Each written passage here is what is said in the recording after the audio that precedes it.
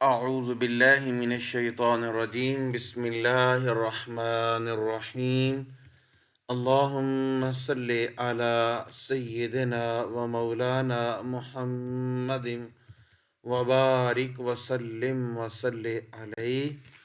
تمامی مسلمانوں کو، معزز خواتین و حضرات کو، ماں بہنوں بیٹیوں کو یوٹیوب چینل میں خوش آمدید کہتے ہیں اور امید کرتے ہیں کہ آپ خیریت و عافیت کے ساتھ ہوں گے۔ اللہ تعالیٰ آپ لوگوں کو دین اور دنیا کی عزتوں سے مالا مال فرمائے۔ ٹھیک ہے، تو ایمان اور عقائد کی درستگی کے بعد تمام فرائض میں نہایت اہم و اعظم نماز ہے۔ قرآن و حدیث اس کی اہمیت سے مالا مال ہے۔ ایک روایت کے مطابق کہ قیامت کے روز سب سے پہلے نماز کا حساب لیا جائے گا۔ قرآن پاک میں جا بجا اس کی تاکید آئی ہے۔ ہمارے نبی کریم صلی اللہ علیہ وآلہ وسلم کو نماز سے بہت محبت تھی۔ امام بہقی رحمۃ اللہ تعالیٰ علیہ نے نقل کیا کہ نبی کریم صلی اللہ تعالیٰ علیہ وسلم سے پوچھا گیا کہ اسلام میں اللہ تعالیٰ کے نزدیک سب سے زیادہ محبوب کیا چیز ہے؟ تو نبی کریم صلی اللہ علیہ وسلم نے فرمایا کہ نماز کو اپنے وقت میں ادا کرنا۔ جس نے نماز چھوڑی اس کا کوئی دین نہیں، نماز دین کا ستون ہے۔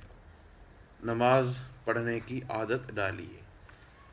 غوث اعظم پیران پیر سید الاتقیاء روشن ضمیر حضرت سیدنا شیخ عبد القادر جیلانی رحمۃ اللہ تعالیٰ علیہ کی سیرت مبارکہ میں بھی نماز سے محبت جا بجا ملتی ہے۔ اب رحمۃ اللہ تعالیٰ علیہ کی مبارک زندگی میں نماز کا کتنا اہتمام ہوتا تھا، اس سے متعلق چند واقعات میں آپ کے سامنے رکھنا چاہتا ہوں۔ ابو الفتح علیہ الرحمہ بیان کرتے ہیں کہ حضرت سیدنا شیخ عبد القادر جیلانی کی خدمت میں 40 سال رہا۔ میں نے دیکھا کہ آپ ہمیشہ عشاء کی وضو سے فجر کی نماز پڑھتے تھے، اور آپ کا معمول تھا کہ جب وضو ٹوٹ جاتا تو فوراً وضو فرما لیتے اور وضو کر کے 2 رکعت تحیۃ الوضو ادا فرماتے، اور رات کو عشاء کی نماز پڑھ کر اپنے خلوت خانے میں داخل ہوتے اور صبح کی نماز کے وقت وہاں سے نکلا کرے تھے۔ اللہ اکبر! غوث پاک رحمۃ اللہ تعالیٰ علیہ کو نماز سے کتنی محبت تھی۔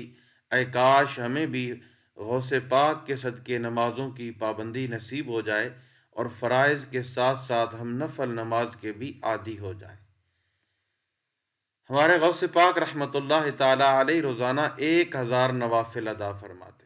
لوگ کہتے ہیں کرامت ایسی ہو کہ اللہ کا ولی ہوا میں اڑ رہا ہو، اللہ کا ولی دریا پار بیٹھے شخص کو اٹھا کر اس طرف لے آئے، یہ کرامت۔ یہ ضرور کرامتیں ہوں گی، لیکن اصل کرامت تو یہ ہے کہ عشاء کے نماز کے لیے جو وضو کیا جائے اسی کے ساتھ فجر کی نماز بھی پڑھی جائے، تو یہ بھی کرامت ہے، اور یہ سب سے بڑی کرامت ہے۔ تو نماز میں مشغول تھے۔ حضور غوث اعظم رحمۃ اللہ تعالیٰ علیہ فرماتے ہیں کہ میں نماز میں مصروف تھا تو ایک سانپ آ گیا، اس نے میرے سجدے کی جگہ سر رکھ کر اپنا منہ کھول دیا۔ میں نے اسے ہٹا کر سجدہ کیا مگر وہ میری گردن سے لپٹ گیا۔ میری وہ ایک آستین میں گھسا اور دوسری سے نکلا۔ نماز مکمل کرنے کے بعد جب میں نے سلام پھیرا تو وہ غائب ہو گیا۔ دوسرے روز میں پھر اسی مسجد میں داخل ہوا تو مجھے ایک بڑی بڑی آنکھوں والا آدمی نظر آیا۔ میں نے اسے دیکھ کر اندازہ لگایا کہ یہ شخص انسان نہیں بلکہ کوئی جن ہے، اور وہ جن مجھ سے کہنے لگا کہ میں آپ کو تنگ کرنے والا وہی سانپ ہوں۔ تو میں نے سانپ کے روپ میں بہت سارے اولیاء اللہ کو آزمایا مگر آپ جیسا کسی کو بھی ثابت قدم نہیں پایا۔ پھر وہ جن آپ کے دست مبارک پر طائب ہو گیا۔ سبحان اللہ العظیم!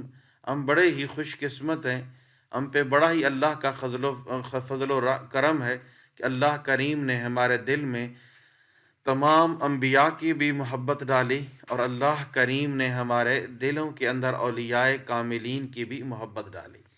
آخری کرامت میں آپ کے سامنے بیان کر کے اس کے بعد سورۃ فاتحہ کا ایک خاص وظیفہ وہ آپ کو دینے لگا ہوں کہ بزرگ فرماتے ہیں کہ ایک مرتبہ شیخ علی بن حیتی رحمۃ اللہ تعالی علیہ حضور غوث اعظم کی بارگاہ میں حاضر ہوئے تو دیکھا کہ ایک جوان دروازے پر پڑا ہے۔ تو اس نے ہمیں دیکھتے ہی کہا کہ میرے لیے حضور غوث اعظم سے سفارش کر دینا، اور جب ہم اندر پہنچے تو حضور غوث پاک رحمۃ اللہ تعالی علیہ سے شیخ علی بن منیتی رحمۃ اللہ تعالی نے ذکر فرمایا، تو ہم نے اسے تمہیں دے دیا۔ آپ نے یہ فرمایا تو باہر آ کر آپ نے اس جوان سے یہ بیان کیا کہ میری سفارش تمہارے حق میں قبول ہو گئی، تو وہ شخص فوراً ہوا میں اڑ کر غائب ہو گیا۔ پھر ہم نے حضور غوث اعظم علیہ رحمۃ اللہ اکرم سے پوچھا کہ اس معاملے میں، تو آپ نے فرمایا کہ وہ مرد صاحب حال تھا، ادھر سے گزرا اور دل میں یہ خیال آیا کہ میری مثل یہاں کوئی نہیں ہے، تو ہم نے اس کا حال سلب کر لیا، چھین لیا۔ اگر اے شیخ علی آپ نہ آتے تو وہ یوں ہی پڑھا رہتا۔ تو یہ وہ باتیں ہیں جو اللہ تعالیٰ کے اس ولی حضور سید و مرشدی حضور غوث اعظم رحمۃ اللہ تعالیٰ علیہ، آپ کو اللہ نے ان کرامات سے بھی نوازا تھا۔ تو الحمدللہ حال ہی میں جو آپ کا یوم وصال گزرا اور ہم نے اس پہ خوب آپ کا ذکر کیا، اللہ تعالیٰ نبی پاک صلی اللہ علیہ وسلم کا صدقہ اولیاء اللہ سے ہمیں محبت کرنے کی توفیق عطا فرمائے۔ تو اب میں آگے چلنا چاہتا ہوں کہ سورۃ فاتحہ کا 41 مرتبہ والا بے مثال وظیفہ جو بندہ فقیر خود بھی کر رہا ہے، اور آپ کو بھی یہی دعوت دینا چاہوں گا کہ آپ بھی اس عمل کو فجر کی نماز کے بعد 7 دن لگاتار کریں۔ 7 دن لگاتار کریں، اللہ کریم بیماریوں سے، دکھوں سے، تکلیفوں سے محفوظ و مامون فرما دیں گے۔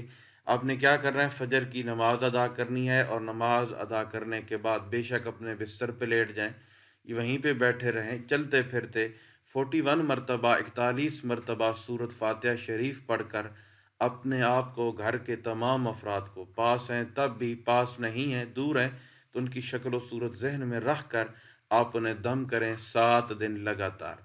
انشاءاللہ تبارک و تعالی اللہ کے فضل و کرم سے آپ ایک عجیب ہی اللہ کی رحمت کا نظارہ دیکھو گے، اللہ کی رحمت کا عجیب ہی منظر آپ کو نظر آئے گا۔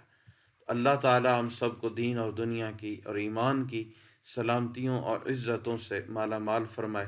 اپنی دعاؤں میں یاد رکھیے گا اور اپنا ڈھیر سارا خیال رکھیے گا۔ اللہ حافظ۔ السلام علیکم ورحمۃ اللہ وبرکاتہ۔